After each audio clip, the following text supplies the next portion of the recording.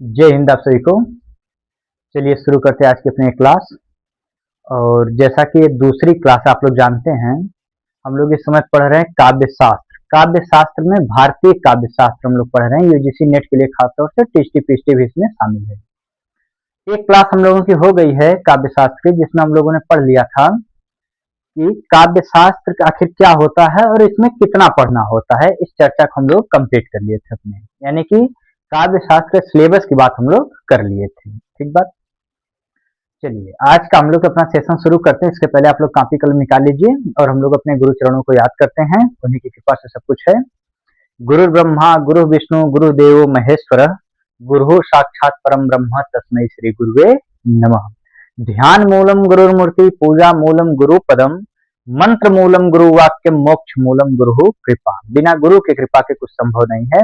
हम लोग अपने गुरु चरणों को याद करते हैं और जो लोग भी हमसे पहले पढ़ा रहे हैं सब लोग गुरु हैं। उन सबके चरणों में हम क्या करते हैं, मतलब प्रणाम करते हैं, प्रणाम निवेदित करते हैं। चलिए शुरू करते हैं आज का अपना व्याख्यान। देखिए आप लोग कॉपी कलम निकाल लेंगे, हमारे साथ लिखते हुए चलेंगे, समझते हुए चलेंगे। जो चीजें नहीं समझ में आएगी आप लोग नीचे कमेंट करेंगे, उनको फिर से समझा दिया जाएगा। मतलब कोई ऐसे शिक्षक नहीं है, बस ये है कि हम लोग साथ में पढ़ते हैं, समझते हैं, है ना। चलिए देखिए आज जो हम लोग समझने का प्रयास कर रहे हैं भारतीय काव्य शास्त्र में काव्य लक्षण। ठीक बात। आखिर ऐसा क्या है कि काव्य लक्षण क्या होता है? काव्य लक्षण हम लोग किसको कहते हैं? जैसे आप परिभाषा रख लेंगे कि वाक्य रसात्मक काव्यम, शब्दार्थो सहितो काव्यम, यद्यपि सुजाति सुलक्षणी सुवर्ण सरस सुवृत, भूषण दिन न विराजई कविता बनिता मित। जैसे अगर आप लोग कभी महादेव वर्मा को याद करें, मैं नीर भरी दुख की बदली, परिचय इतना इतिहास यही, उमड़ी कल थी मिटे आज चली, मैं नीर भरी दुख की। तो आखिर लक्षण क्या है? काव्य क्या ऐसा होगा तो उसे हम काव्य कहेंगे? काव्य लक्षण का जो शब्द का मतलब है, ये जो काव्य लक्षण शब्द लिखा गया है, इसका मतलब क्या होता है? आखिर ऐसा क्या होगा तो उसे हम लोग क्या कहेंगे? काव्य कहेंगे। तो जरा देखिए, हमारे साथ लिखते हुए चलेंगे आप लोग।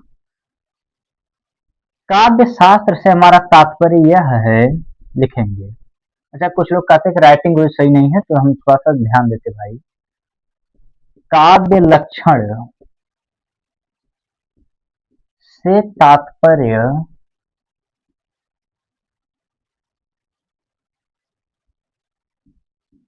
उस परिभाषा या गुण से है,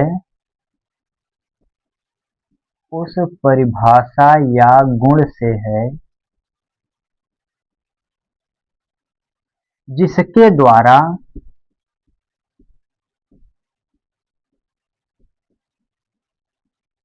हम स्पष्ट करते हैं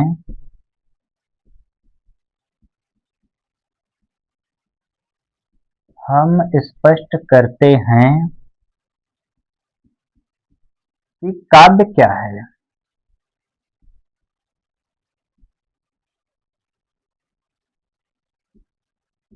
काव्य क्या है। चलिए आप लोग लिखते हुए, आप लोग पहले इतना लिख लेंगे कि अगर काव्य शास्त्र में काव्य लक्षण आज हम लोग पढ़ रहे हैं और अगर आपसे कोई पूछते कि काव्य लक्षण क्या होता है, तो आप क्या बताएंगे उसको कि काव्य लक्षण से हमारा तात्पर्य उस परिभाषा या गुण से है जिसके द्वारा हम स्पष्ट करते हैं कि काव्य क्या होता है। दरअसल होता क्या है कि हमारी समझ शब्दों पे नहीं बन पाती, केवल हम लोग परिभाषा रखने में रह जाते हैं और उससे काम चलने वाला नहीं है, जब तक आप पूरा कॉन्सेप्ट को समझेंगे नहीं। तो देखिए लक्षण का मतलब होता है, जैसे हम नहीं कहते कि खून की कमी है शरीर में, यानी कि कमजोरी का लक्षण है। तो कमजोरी का लक्षण लोग कैसे पहचान लिए? भाई शरीर में कुछ पीलापन दिखाई दिया होगा, शरीर आपका आलस्य में चला गया होगा, तो आप क्या कहेंगे कि कमजोरी का लक्षण है। ऐसे ही काव्य को आखिर ऐसा क्या होगा कि आप कहेंगे कि काव्य है? ऐसा कौन सी परिस्थिति होगी, ऐसा क्या लिख दिया जाए तो उसे आप क्या कहेंगे कि काव्य है। उसी बतिया को कहते हैं कि यही क्या है, काव्य का लक्षण है ना। लक्षण का मतलब चिन्ह या गुण या परिभाषा। ऐसा कौन सा गुण, ऐसा कौन सी परिभाषा है जिसे आप क्या कहेंगे, काव्य का लक्षण कहेंगे। चलिए अब हम लोग समझते हैं। ये तो हो गई एक बात। अब देखिए हम इससे पिछले वाले व्याख्यान में जब हम आपको काव्य शास्त्र का सिलेबस समझा रहे थे, पाठ्यक्रम समझा रहे थे, तो उसमें हम आपको बताए होंगे कि गोस्वामी तुलसीदास लिखे हैं कि जगत नहीं, ये तो केशव की है। गोस्वामी तुलसीदास लिखते हैं कि कीरत भनित भूत भल सोई, सुर सर सम सब कह हित होई। आपकी कीर्ति, आपकी भाषा यानी कि आपकी कविता या आपका गद्य, आपका यश, आपकी कीर्ति तभी शोभायमान है, तभी अच्छी मानी जाएगी जब वो गंगा नदी के समान सबका हित करने में सक्षम हो। जब वो क्या हो, गंगा नदी के समान सबका हित करने में सक्षम हो, तभी वो क्या मानी जाएगी, अच्छा काव्य माना जाएगा, अच्छी कीर्ति मानी जाएगी और भूत यानी अच्छी संपत्ति मानी जाएगी। तो गोस्वामी तुलसीदास कह रहे हैं कि काव्य अच्छा वही है, हम उसी को काव्य मानेंगे जो सबका कल्याण करने में क्या हो, सक्षम हो। ये तो हो गई गोस्वामी तुलसीदास की बात, यानी कि हिंदी के कवियों की बात हो गई। लेकिन हम उसी व्याख्यान में आपको ये भी समझाए थे कि जब हम काव्य शास्त्र की बात करते हैं तो दरअसल केवल हिंदी का काव्य शास्त्र नहीं होता है, इसमें समाहित है कि हम संस्कृत के काव्य शास्त्र और उसके बाद जो हिंदी कवि और लेखकों की परंपरा है उसको मिला करके हम बात करते हैं। यानी कि जब हम हिंदी के काव्य शास्त्र की बात करते हैं तो उसमें संस्कृत का काव्य शास्त्र भी होता है और उसमें हिंदी का काव्य शास्त्र भी समाहित होता है। तो हम लोग शुरू करते हैं पहले कैसे, संस्कृत के काव्य शास्त्र से। किस काव्य शास्त्र से शुरू करेंगे, संस्कृत के काव्य शास्त्र से शुरू करेंगे। तो चलो जरा देखिए, बनाइए पहला। एक संस्कृत के आचार्य हुए आचार्य भामह, क्या नाम है इनका, बोलेंगे आप सब लोग, आचार्य भामह। लिखिए, अब नोट करना शुरू करिए। एक आचार्य हुए जिनका नाम है आचार्य भामह, बस इतनी सी बात याद रखेंगे। इनके किताब का नाम क्या है, ये और क्या लिखे हैं, ये कौन से संप्रदाय के प्रवर्तक हैं, ये धीरे धीरे हम लोग सब कुछ समझेंगे। और जिस दिन हम कहेंगे कि काव्य शास्त्र हमारी तरफ से पूरा हो चुका है, उस दिन आप अपना लेवल देख लीजिएगा एक बार कि दरअसल आप काव्य शास्त्र पढ़ने से पहले कैसे थे, और जिस वीडियो में वे कह देंगे कि आज काव्य शास्त्र पूरा हुआ, उस दिन आप खुद को देखिएगा एक बार। चलिए, आचार्य भामह, आचार्य भामह लिखते हैं कि शब्दार्थ सहित काव्यम, बनाइए हमारे साथ, शब्दार्थ सहित काव्यम, सहित काव्यम, गद्यम पद्यम च तद्विधा। तो हम लोग उसको छोड़ देते, बस इतना लिखिए आप। बनाइए, पहला बनाइए आचार्य भामह और नीचे लिखिए शब्दार्थो सहितो काव्यम, पूरी पंक्ति है शब्दार्थो सहितो काव्यम गद्यम पद्यम च तद्विधा। लेकिन उतना लोग नहीं लिखेंगे, काम की बात लिखेंगे केवल, शब्दार्थो सहितो काव्यम। नोट करिए, देखना नहीं, कापी में नोट करिए। आचार्य भामह शब्दार्थो सहितो काव्यम। इसको जरा हिंदी में समझते हैं कि हिंदी में क्या कहे हैं कि हम काव्य उसी को मानेंगे, काव्यम काव्य उसी को मानेंगे जो कैसा हो, शब्द हो अर्थ हो। यानी कि हम काव्य उसी को मानेंगे जिसमें शब्द हो, उस शब्द का कोई अर्थ हो, यानी कि शब्द और अर्थ के सहित जो होगा उसी को हम क्या मानेंगे, काव्य मानेंगे। एक बात क्लियर हुई। जो रचना जिस पद में, जिस वाक्य में शब्द और अर्थ के साथ आएगा, जो काव्य, जो रचना शब्द और अर्थ के साथ आएगी, उसी को हम क्या मानेंगे, काव्य मानेंगे। शब्दार्थो सहितो काव्यम, सहितो यानी सहित, साथ में, शब्द यानी शब्द के, अर्थ यानी अर्थ के। जो रचना शब्द और अर्थ के सहित आएगी उसी को हम क्या मानेंगे, काव्य मानेंगे। ऐसा कहते हैं आचार्य भामह। आचार्य भामह क्या कहते हैं, आप लोग नोट करेंगे। आचार्य भामह कहते हैं कि जो रचना, जो काव्य पंक्ति, जो भी एक लाइन आप लिखे हैं उसमें शब्द हो, उस शब्द का विशेष अर्थ हो, उसे हम क्या मानेंगे, काव्य मानेंगे। एक बात। लेकिन कुछ लोग कहते हैं कि परिभाषा का अर्थ केवल इतना ही नहीं है, परिभाषा का अर्थ कुछ और भी है। जरा देखिए, काव्यम यानी काव्य मानेंगे, शब्दार्थ शब्द के साथ और अर्थ के साथ, जिस काव्य में शब्द और अर्थ के साथ सहित हो, सहित की भावना हो, भाई वही साहित्य है। साहित्य क्या है, जिसमें सहित की भावना हो, वही क्या है, साहित्य है। तो शब्द और अर्थ के माध्यम से जो सहित की भावना करे, जिसमें क्या हो, सहित हो, वही क्या है, काव्य है। हम शब्दार्थ और साहित्य और काव्यम की दो बात आपको बताए। एक बताए जो शब्द और अर्थ के सहित है वही काव्य है। आचार्य भामाकरण जो शब्द और अर्थ के सहित है वही काव्य है। लेकिन कुछ विद्वान इसकी व्याख्या करते हैं कि ना भाई, केवल उसी को काव्य नहीं कहेंगे, जो शब्द और अर्थ के माध्यम से सहित की भावना उत्पन्न करे वही क्या है, काव्य है। दोनों बात एकदम ठीक है। आप दोनों बातों को अपने दिमाग में याद रखेंगे। बात कौन कहे? आचार्य भामा कहे। ठीक, आचार्य भामा कह रहे हैं शब्दार्थ और साहित्य काव्यम, शब्द और अर्थ के सहित है तभी वो काव्य है। कुछ लोग मानते हैं कि शब्द और अर्थ से सहित की भावना है वही काव्य है। लिख लीजिए, पूरी पंक्ति है शब्दार्थ और साहित्य काव्यम गद्यम पद्यम च तद्विधा। लिखिए इसको। समझ में आया? चलिए, अगर समझ में आया तो अगला बनाते हैं हम लोग। अगर समझ में नहीं आएगा तो कमेंट बॉक्स में लिख के जाएंगे कि समझ में नहीं आया। ठीक बात? चलिए,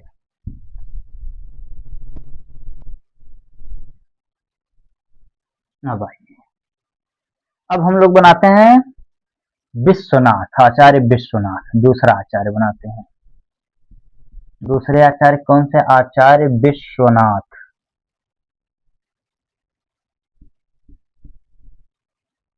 दूसरे आचार्य कौन हुए? आचार्य विश्वनाथ। आचार्य विश्वनाथ क्या कहते हैं? वाक्य रसात्मक काव्यम। देखिए जरा, लिखिए, वाक्य रसात्मकम काव्यम। दूसरे आचार्य हुए हैं आचार्य विश्वनाथ, ये लिखते हैं वाक्यम रसात्मकम काव्यम। लिख लीजिए। दूसरे आचार्य हैं विश्वनाथ। दूसरे आचार्य कौन हुए हैं? आचार्य विश्वनाथ। क्या लिखते हैं? वाक्यम रसात्मकम काव्यम। अभी समझाते हैं, पहले इतना लिखिए, नोट करिए कॉपी में। विश्वनाथ वाक्यम रसात्मकम काव्यम, नोट हो गया। अब समझिए इसको। कहते हैं कि ऐसा वाक्य जो क्या हो, जिसमें रस हो। ऐसा वाक्य, समझिए यहां, ऐसा वाक्य जिसमें क्या हो, रस हो, वही क्या है, काव्य है। यानी कि आचार्य विश्वनाथ कहते हैं कि जिस वाक्य में, जिस कविता में रस नहीं है वो क्या है, वो काव्य नहीं है। एक तरह से रसवादी आचार्य हुए। जिस वाक्य में, जिस कविता में, जिस पंक्ति में रस नहीं है उसको हम क्या मानेंगे, काव्य नहीं मानेंगे। ऐसा कौन कहते हैं? विश्वनाथ कहते हैं। अब जरा इसका समझिए डिटेल में। इसको नोट कर लिया आप लोग? ठीक है, नोट कर लिए, समझिए। अब रस का मतलब क्या होता है, आप पढ़े होंगे कि जब अस्थाई भाव का संयोग विभाव, अनुभाव और संचारी भावों के माध्यम से होता है तो वहां क्या होती है, रस की उत्पत्ति होती है। फिर से सुनिए, जब अस्थाई भाव का संयोग विभाव, अनुभाव और संचारी भावों के साथ होता है तो वहां क्या होता है, वहीं रस की उत्पत्ति होती है। मान लीजिए कोई एक लाइन ऐसी लिखी गई, किसी कविता की एक लाइन या दो लाइन, कोई दोहा लिख दिया गया, कोई चौपाई लिख दी गई, उसमें सभी शर्तें पूरी नहीं हो रही हैं। उसमें विभाव, अनुभाव और संचारी भाव के माध्यम से हृदय व्यक्ति के हृदय में रस की उत्पत्ति नहीं हो पा रही है। रस की उत्पत्ति हो भी रही तो काक तत्व तो विद्यमान नहीं है, अनुपस्थित हो गए। विभाव है, अनुभाव है, संचारी भाव है, मान लीजिए काक तत्व इसमें सब्सेंट हो गए, है ना, तो क्या करेंगे? तो क्या उस वाक्य को आप क्या काव्य नहीं मानेंगे? अगर आप उस वाक्य को काव्य नहीं मानेंगे, फिर जैसे केशवदास हो गए। केशवदास से ऐसा आक्षेप लगाया जाता है कि इनके पास कभी हृदय प्राप्त नहीं था, यानी कि ये सहृदय व्यक्ति नहीं थे। तो फिर आप उनके काव्य को काव्य नहीं मानेंगे कि भाई उनके यहाँ रस नहीं मिल रहा है। आपको रस नहीं मिला तो आप क्या करेंगे, उन्हें काव्य नहीं मानेंगे। मान लीजिए बिहारी का कोई दोहा है, ऐसा हो सकता है, संभव है। बिहारी का मान लीजिए कोई दोहा है, उसमें रस की उत्पत्ति के लिए सब कंडीशन नहीं आई है, तब क्या करेंगे? तो समझिए इस बात को डिटेल में, केवल रटना नहीं है ना कि वाक्यम रसात्मकम काव्यम, वाक्यम रसात्मकम काव्यम, जिस वाक्य में रस हो वही काव्य है, ऐसा नहीं। समझिए, अगर आप रस को केवल ये समझते हैं कि विभाव, अनुभाव, संचारी भाव और अस्थाई भाव ही रस है और पढ़ने से उस पंक्ति में मिल गया तो काव्य है, ऐसा नहीं है। समझ तो है कैसा? अगर वह वाक्य, वह काव्य आपको क्या कर सकता है, उसमें आप डूब के उसे पढ़ पा रहे हैं, आपको जरूरत है, आप उसे समझ पा रहे हैं, तो भी वो क्या माना जाएगा? काव्य माना जाएगा। भले ही उसमें रस के सब तत्व विद्यमान न हो, फिर भी उसे काव्य माना जाएगा। अगर आप केवल रस को विभाव, अनुभव, संचारी भाव, स्थायी भाव में समाहित कर लेंगे, फिर बहुत सारे ऐसे काव्य हो जाएंगे जो क्या हो जाएंगे? काव्य के कोट से बाहर हो जाएंगे। तो आप काव्य को क्या मानेंगे? वाक्य को आप क्या मानेंगे? जिसे आप डूब के पढ़ सकते हो, जिसे आप डूब के पढ़ सकते हो, जिसमें क्या हो? सहित की भावना उपस्थित हो, जिसमें क्या हो? कल्याण की भावना उपस्थित हो।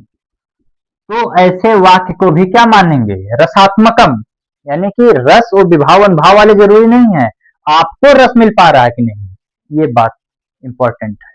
तो उसे आप क्या मानेंगे? काव्य मानेंगे। चलिए, ये हो गए विश्वनाथ। अब आइए आगे देखिए, आगे किसको देखेंगे? आचार्य दंडी। एक हुए हैं आचार्य दंडी, बनाइए इनको। आचार्य दंडी काव्यादर्श इनके किताब का नाम है। एक क्या लिखते हैं? शरीरम तावदिष्टार्थः, शरीरम तावदिष्टार्थः व्यवच्छिन्ना, व्यवच्छिन्नाम, व्यवच्छिन्नाम पदावली। चलिए लिख लीजिए। ये तीसरे आचार्य हुए आचार्य दंडी। आचार्य दंडी क्या लिखे हैं? शरीरम तावदिष्टार्थः व्यवच्छिन्नाम पदावली, है ना। चलिए अगले आचार्य कौन हुए? आचार्य दंडी, जो क्या लिखते हैं? शरीरम तावदिष्टार्थ व्यवच्छिन्नाम पदावली। ठीक बात, पहले नोट कर लीजिए फिर समझाते भी इसका मतलब क्या होता है। शरीरम तावदिष्टार्थ व्यवच्छिन्नाम पदावली, इसको लिख लीजिए हिंदी में, है ना। ये मिटाते हैं, इसको जरा हिंदी में लिख लीजिए। नहीं नहीं नहीं, चलिए अच्छा। शरीरम तावदिष्टार्थ व्यवच्छिन्नाम पदावली, यानी कि ऐसे पद को ही हम काव्य का शरीर मान सकते, शरीरम शरीर मान सकते हैं, पदावली यानी ऐसे पद को शरीरम तावदिष्ठार्थम, जो हमारे इष्ट की यानी हमारी जो मनोकामना है, जो उसको व्यवच्छिन्नाम क्या करे? व्यवस्थित रूप से व्यक्त कर सके। लिखिए जरा, जो पद, दंडी क्या कहते हैं उसको हिंदी में लिखिए। जो पद हमारे मनोभावों को, इष्ट का मतलब मनोभावों को व्यक्त कर सकें, व्यक्त कर सकें, उसे क्या कहते हैं?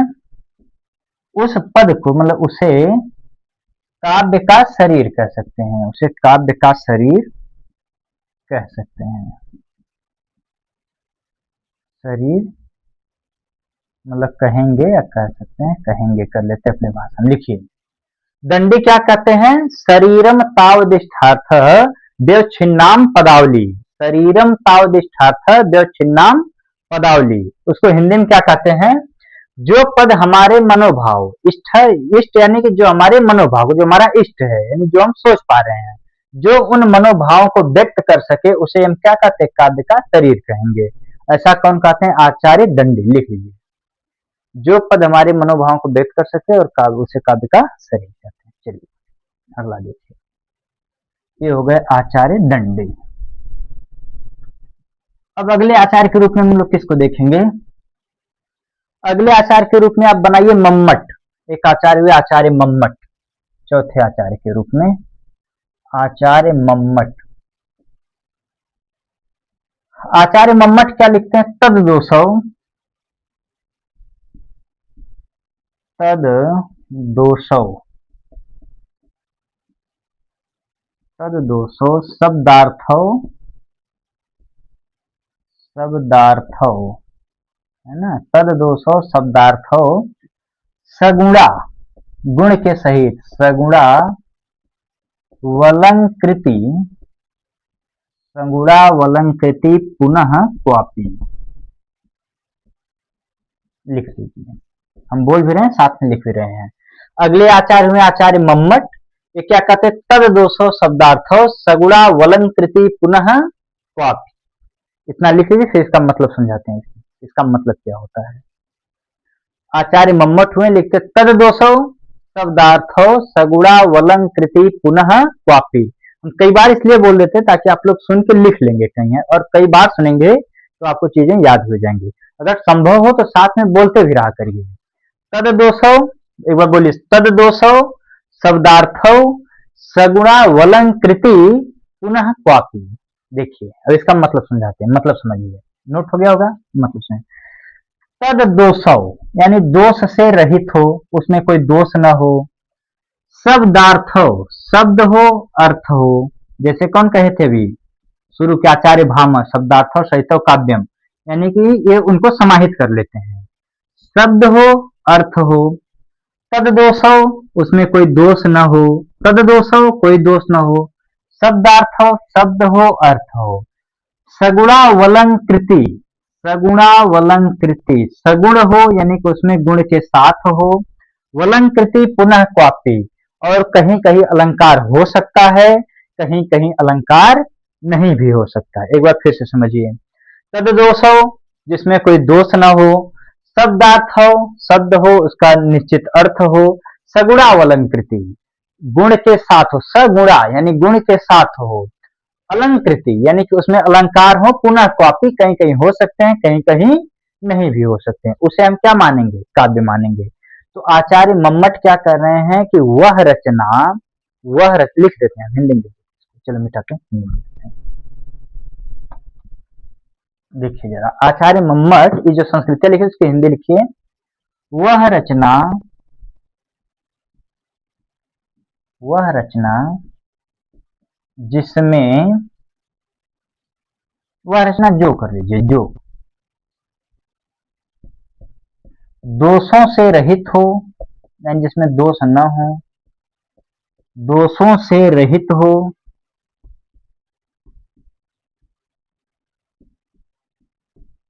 जिसमें, जिसके शब्दों का अर्थ, जिसमें शब्द हो, अर्थ हो,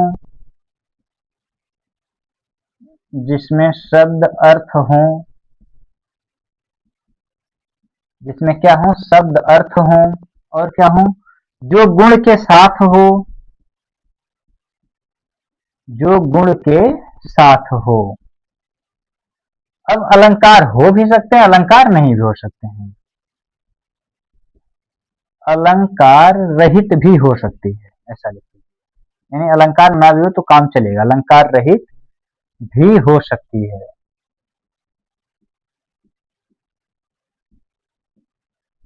ऐसी परिभाषा काव्य की कौन देते हैं? आचार्य मम्मट देते हैं। हिंदी भी नोट कर लीजिए, एक बार पढ़ देते सुन लीजिए। वह रचना जो दोषों से रहित हो, यानी जिसमें दोष न हो, जिसमें शब्द और अर्थ हो, जो गुण के साथ हो, अलंकार रहित भी हो सकती है। यानी कि जिसमें अलंकार हो या ना हो कोई जरूरी नहीं है, अलंकार से कोई फर्क पड़ने वाला नहीं है। लेकिन उस रचना में दोष नहीं होना चाहिए। वह रचना गुण के साथ हो, उसमें शब्द और अर्थ होने चाहिए। जैसा कि कौन कह गए थे? आचार्य भामा कह गए थे कि शब्दार्थो सहितो काव्यम। उस बतिया के लिखे हैं कि जिसमें शब्द और अर्थ हो। तद दोषो शब्दार्थ हो, सगुणावलंकृति पुनः क्वापि, ऐसा लिखते हैं। तो जरा आप हमको ये बताइए, सोच के आप लोग अपने दिमाग में सोचिए और बताइए कि क्या कोई ऐसी रचना हो सकती है जिसमें कोई दोष ना हो? भाई किसी एंगल से दोष निकाल ही सकते हैं। जैसे कि तुलसीदास के ऊपर लगता है कि महिलाओं के बारे में थोड़ा सा मतलब कि मतलब जैसा नहीं लिखना चाहिए थोड़ा सा भी लिखे हैं। बात के कई लेखक, कई आचार्य सब मानते हैं। कुछ लोग कहते हैं कि नहीं एकदम परफेक्ट लिखे, एकदम सही लिखे। तो किसी एंगल से अगर आप किसी में दोष निकालना ही चाहें तो दोष तो निकल ही सकता है। कोई रचना ऐसी नहीं होती है कि जो अपने काल, समय और वातावरण का क्या करे? अतिक्रमण ऐसा कर दे कि जो आने वाले समय में भी उसमें कोई दोष ना हो। ऐसा तो मुमकिन ही नहीं है। कोई ना कोई दोष उत्पन्न हो ही सकता है। अगर कोई ना कोई दोष उत्पन्न हो गया तो क्या कहते हैं? वह रचना जो दोषों से रहित हो, क्या आप उसे काव्य नहीं मानेंगे? मान लीजिए अगर थोड़ा सा दोष किसी रचना में आ गया, किसी भी एंगल से आ गया, चाहे महिलाओं को लेकर के हो, पुरुषों को लेकर के, समाज का उसमें सभी वर्ग शामिल नहीं हो पाए हों, या आर्थिक दृष्टिकोण हो सकता है, मनोवैज्ञानिक दृष्टिकोण हो सकता है, मार्क्सवादी दृष्टिकोण हो सकता है, कोई दृष्टिकोण हो सकता है। अगर मान लीजिए कहीं उसमें थोड़ी सी चूक रह गई, तो क्या आप उसे काव्य से बाहर कर देंगे? नहीं भाई, ऐसा नहीं है, मम्मट ऐसा नहीं कर रहे हैं। मम्मट के कहने का मतलब है कि जहां तक संभव हो तो उस रचना को क्या करना है, दोषों से दूर रखना है। ये सब बातें अपने दिमाग में आप लोग सोचते हुए चलेंगे तो उससे क्या भूलेंगे नहीं। चलिए, अब हम मम्मट को मिटाते हैं।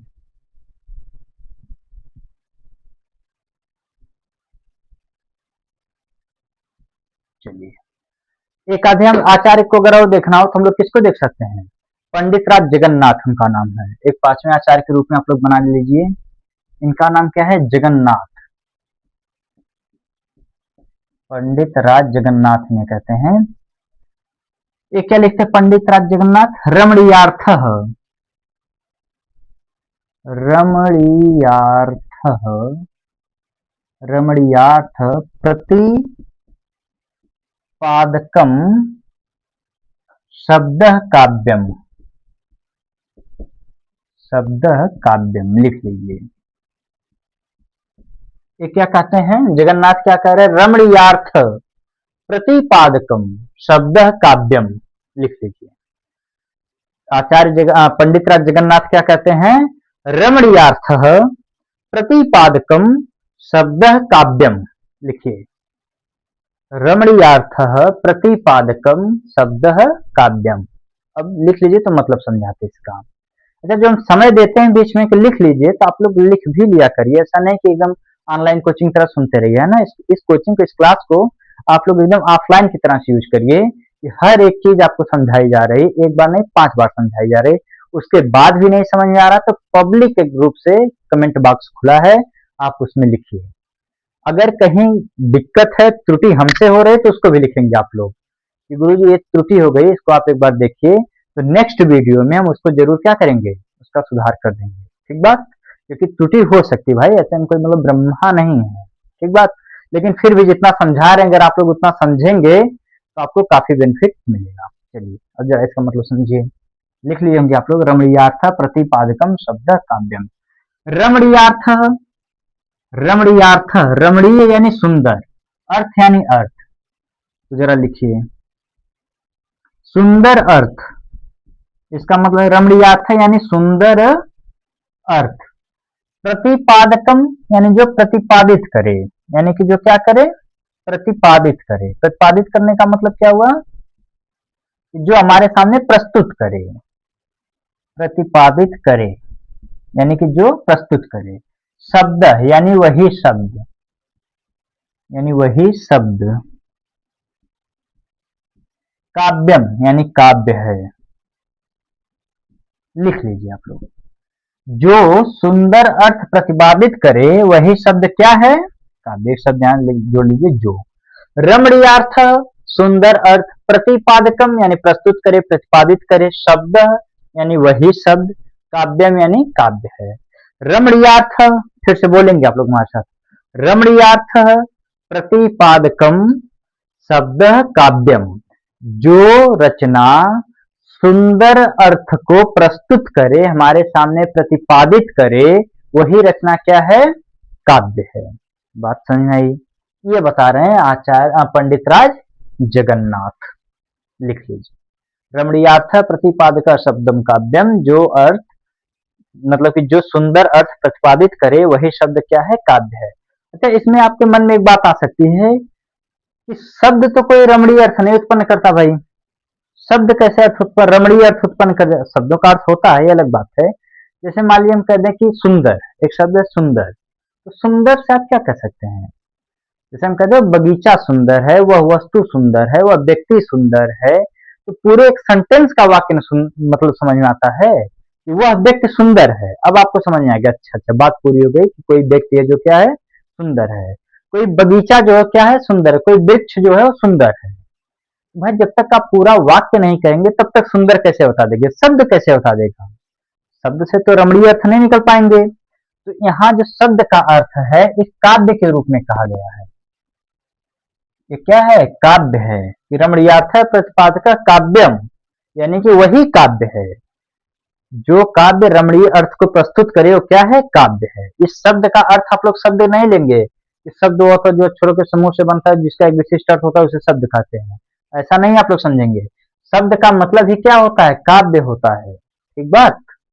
हाँ, नहीं तो एक एक का अर्थ निकालेंगे तो कई बार आप कंफ्यूजन कर जाएंगे कि गुरुजी कैसे आप कह रहे हैं कि शब्द से कैसे वाक्य बनेगा। ना भाई, शब्द का मतलब पूरा सेंटेंस यहाँ है, पूरा काव्य। उस काव्य की चर्चा हो रही है जो रमणीय अर्थ प्रस्तुत करे। बात समझ आई? तो चलिए आज का सेशन हम लोग यहीं पे समाप्त करते हैं, और हमें ऐसी उम्मीद है कि आपको जरूर कुछ नई जानकारी मिली होगी। अगर नई जानकारी नहीं मिली होगी तो कम से कम आप लोगों का रिवीजन बहुत अच्छे तरीके से हुआ होगा। आपको वीडियो कैसा लगा है आप जरूर कमेंट बॉक्स में लिखेंगे। इससे होता कुछ नहीं, वैसे होता है कि अगला वीडियो बनाने के लिए हौसला मिलता है। और अगर सेशन अच्छा लगे तो लाइक सब्सक्राइब शेयर आप लोग करेंगे ही करेंगे। चलिए, स्वस्थ रहिए, मस्त रहिए। आपने यहाँ तक वीडियो देखा, आपका बहुत बहुत आभार। जय हिंद, जय भारत।